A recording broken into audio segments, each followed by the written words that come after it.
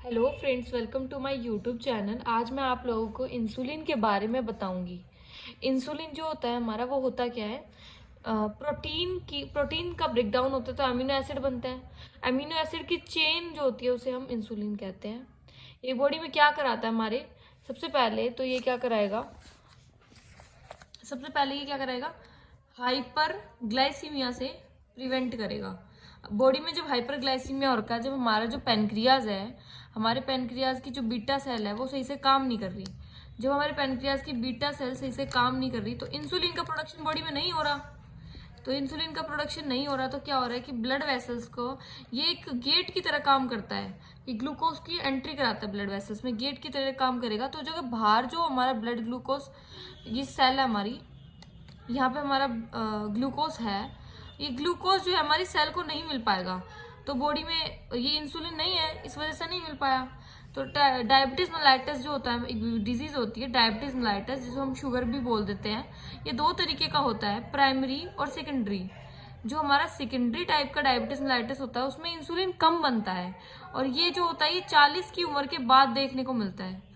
बहुत सारे कारण होते हैं इसके होने के, कि अगर फैमिली में किसी को है, परिवार में किसी को है, तब हो रहा है, या इंसान बहुत ज्यादा मोटापा इसका कारण हो सकता है। इसके कई कारण है। और जो प्राइमरी होता है इसे जुवेनाइल भी कहते हैं, ये बचपन में होता है, छोटी उम्र में, और इसके अंदर तो इंसुलिन बिल्कुल ही नहीं बनता। तो इसकी जो ड्रग ऑफ चॉइस माने हम, सबसे बेस्ट इसके अंदर प्राइमरी में क्या रहेगा? इंसुलिन देना।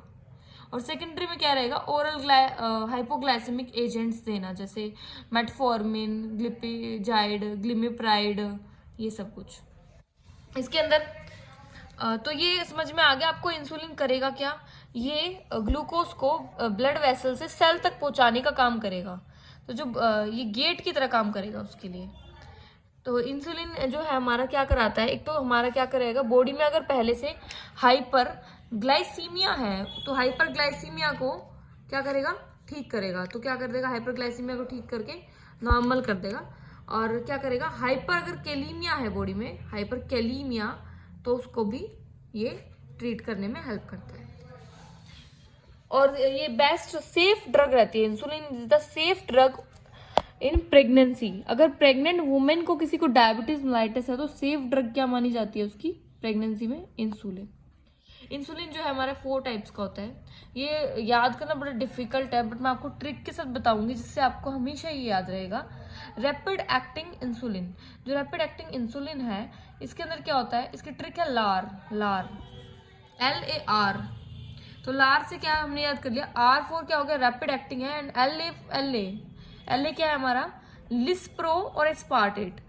लिस्प्रो और एस्पार्टेट, ये जो रैपिड एक्टिंग होती है ना, रैपिड का मतलब पता चल रहा है नाम से ही कि रैपिड क्या होगा? जल्दी असर करेगा। तो जल्दी कैसे असर करेगा? ये इंसुलिन मोनोमर फॉर्म में होता है। मतलब एक होता है मोनोमर, मतलब सिंगल फॉर्म में जो इंसुलिन होगा ये सिंगल फॉर्म में होता है, जिसकी वजह से ये जल्दी असर करेगा शरीर के अंदर जाके। तो जो इसका ऑनसेट होता है होने का, वो 15 मिनट होता है। वैसे ये शरीर में जाते ही, इसलिए इसके अंदर ऐसा जरूरी कुछ नहीं होता कि हमें खाना खिलाना है पेशेंट को तभी देना है, हम उसे तभी भी दे सकते हैं। खाना खिलाने के तुरंत बाद भी ये इंसुलिन दे सकते हैं। ऐसा जरूरी नहीं है खाना खाने के बाद 1 घंटे का गैप के बाद ही दवाई देंगे। तो खाना खाने के तुरंत बाद देने वाली दवाई कौन सा है? Rapid acting insulin. लिस्प्रो और एस्पार्टेट इसके क्या है? एग्जाम्पल्स है। ये मोनोमर फॉर्म में होती है। और जो इसका पीक लेवल है, जहाँ पे जाके ये सबसे मैक्सिमम, इसका पीक लेवल मतलब कि जहाँ मैक्सिमम इफेक्ट जहाँ शो करती है, वो होता है 1 से 1.5 घंटे पे मैक्सिमम इफेक्ट करती है। शरीर में ये 2 से 3 घंटे तक रुकती है। इसका ड्यूरेशन में जो इसका असर है शरीर में, वो 2 से 3 घंटे तक रहता है। दूसरा है हमारा शॉर्ट एक्टिंग इंसुलिन। रैपिड मतलब जल्दी, शॉर्ट मतलब छोटे टाइम के बाद हम क्या देंगे? ये देंगे। जैसे अगर हमने खाना खाया, खाना 15 से 20 मिनट खाना खाने के बाद हम इस इंसुलिन को देते हैं, रैपिड एक्टिंग इंसुलिन को। इसके क्या, ये क्या होता है? हेक्सामर फॉर्म में होता है। हेक्सा फॉर्म क्या होती है?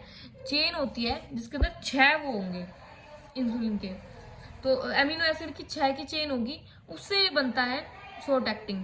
तो हेक्सा जो है पहले वो डाई में टूटेगा, मतलब 2 उसमें टूटेगा, फिर उसके बाद वो मोनो में टूटेगा, 1 में टूटेगा, फिर वो असर करेगा शरीर पे।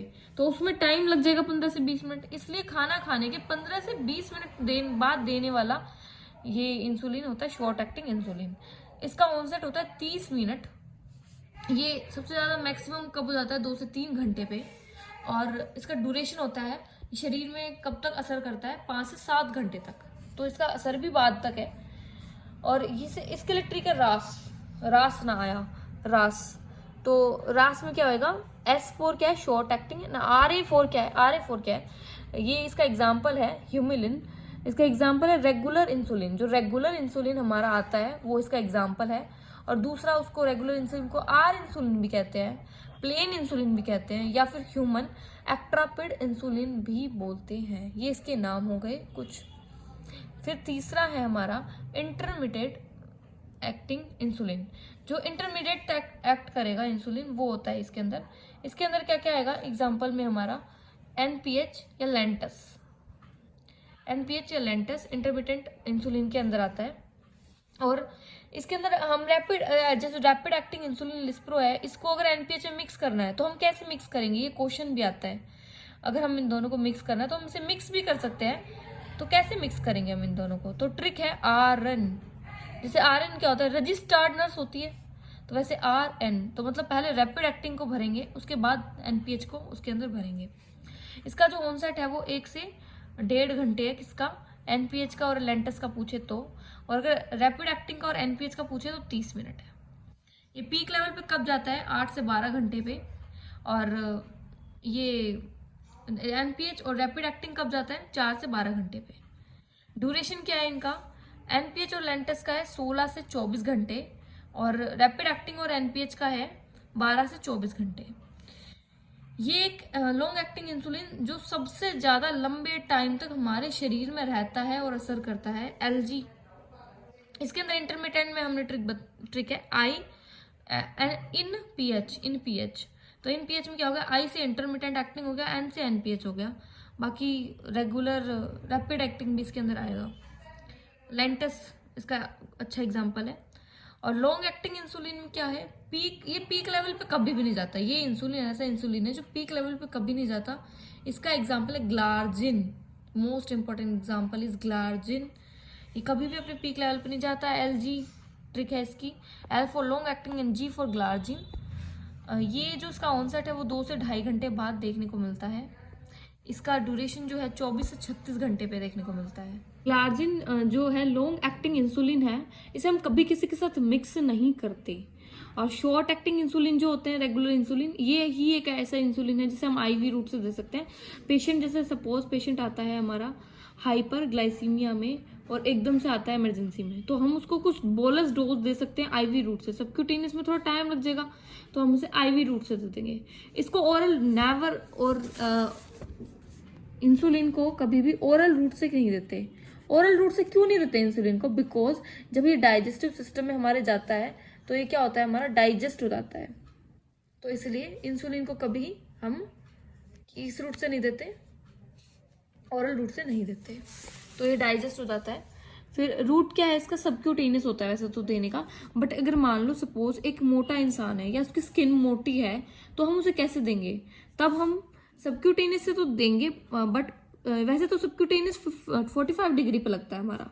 जैसे ये 45 डिग्री, ये हमारी स्किन है सपोज, तो इस पे 45 डिग्री में, मतलब इस एंगल में ऐसे लगेगा इंसुलिन, तो ये लगा तो ये 45 डिग्री होगी। बट अगर कोई ओबेस पर्सन है तो उसको हम 90 डिग्री पे ऐसे देंगे इंसुलिन। ये मान लो सपोज मेरी ट्यूबरक्यूलिन सिरिंज है और ये उसकी स्किन है, तो क्या करेंगे हम, अगर मोबेस है तो ऐसे सीधा लगाएंगे, तब एयर हल्के से निकाल के देखेंगे। वैसे सबक्यूटेनियस में एयर निकाल के नहीं देखते, पर फिर भी देख लेंगे 90 डिग्री पे अगर हम लगा रहे हैं तो फिर लगा देंगे। बट अगर सबक्यूटेनियस रूट से लगा रहे हैं तो हम एंगल ये रखेंगे ऐसे, इतना 45 डिग्री, तब उसे लगाएंगे।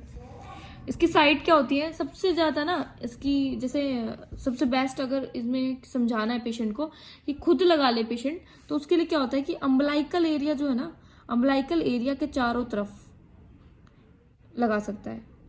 और एवरी वीक या एवरी 1 to 2 वीक में उसको पोजीशन साइड चेंज करती रहनी चाहिए पेशेंट को।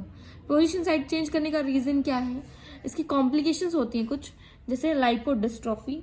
लाइपोडिस्ट्रॉफी में क्या होता है, डिम्पल फॉर्मेशन हो जाती है इंजेक्शन साइट के ऊपर, जिसे प्रिवेंट करने के लिए हम ह्यूमन इंसुलिन देते हैं।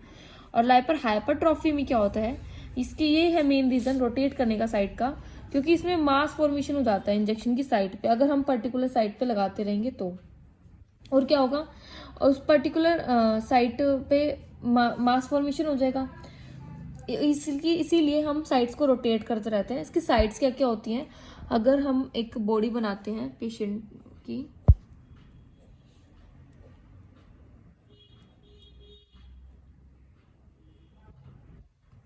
तो एक तो ये साइट होती है हाथ पे डेल्टोइड मसल के पास दोनों साइड में। एक होता है अम्ब्लाइकल एरिया के चारों तरफ, ये वाला रीजन,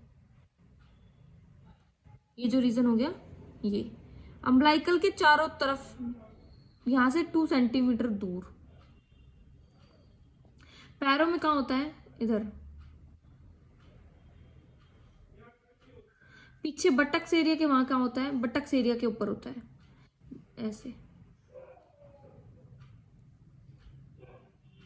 अगर ये हमारे बटक्स हैं तो ऐसे यहाँ, ये होती है साइड्स इंजेक्शन लगाने की। और इसके क्या कॉम्प्लिकेशंस है, एक डाउन फिनोमिना इसका कॉम्प्लिकेशन है। ये इसमें क्या होता है डाउन फिनोमिना में, इसमें प्री ब्रेकफास्ट हाइपरग्लाइसीमिया भी बोलते हैं इसको।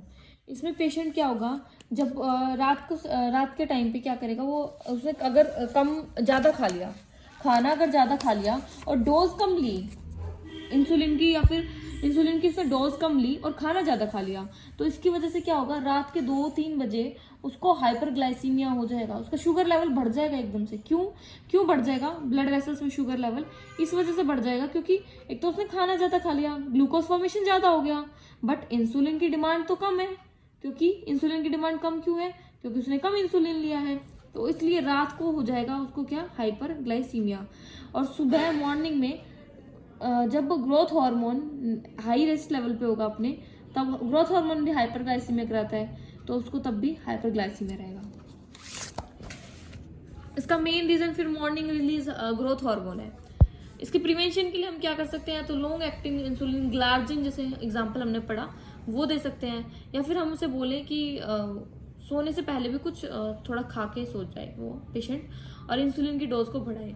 Next one is Somogyi effect. Somogyi effect is rebound hyperglycaemia. Rebound hyperglycaemia में क्या होता है, ये बेड टाइम ग्लूकोज लेवल को डिक्रीज कर देता है। ग्लूकोज लेवल डिक्रीज किस वजह से होगा, इसमें क्या होगा, या तो खाना डिमांड उसकी कम है और डोज ज्यादा ले ली, मतलब उसने खाना तो कम खाया, ग्लूकोज फॉर्मेशन तो कम हुआ, बट उसकी डोज जो ली इंसुलिन की उसने ज्यादा ले ली, इंसुलिन की डोज ज्यादा ले ली। इस वजह से क्या होगा, हाइपोग्लाइसीमिया देखने को मिलेगा। ब्लड वेसल्स में जितना भी ग्लूकोज होगा वो सारा का सारा सेल के पास चला जाएगा, तो सेल के अंदर तो ग्लूकोज अप्रोप्रिएट अमाउंट में होगा, ब्लड में क्या होगा, हाइपोग्लाइसीमिया, बिकॉज इंसुलिन ज्यादा था हमारे पास, तो हाइपोग्लाइसीमिया होगा। और फिर कैटेकोलामाइन्स सिक्रीट होंगे, जो कैटेकोलामाइन्स क्या करेंगे, ये हाइपरग्लाइसीमिया कर देंगे फिर उसके अंदर। इसलिए इस पेशेंट को हम सजेस्ट करते हैं आप डोज अप्रोप्रिएट लें, कम लें, ज़्यादा डोज ना लें, और क्या करें, बेड टाइम पे खाना ना खाएं, बेड टाइम स्नैक्स अवॉइड करवाते हैं